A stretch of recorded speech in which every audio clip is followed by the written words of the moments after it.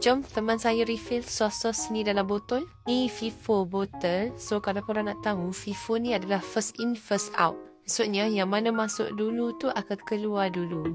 Botol ni saya baru saja beli sebab dia sangat praktikal. Apa saya cakap macam tu? Sebab konsep dia bersilih ganti. FIFO kan? Tu sos yang lama akan keluar, akan habis dulu, and then baru korang top up yang baru. So tak payah risau sos yang lama tu stay dekat botol. Lagi satu, saya suka sebab kalau kita beli yang botol kaca tu kan susah nak keluar, and then mesti banyak yang melekat kan. Kalau yang ni kita senang nak squeeze dia keluar.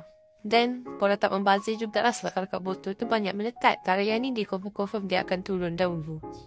Okey, siap refill. Nak lagi kemas tanpa stiker lah. So baru orang tahu tu sos apa kan.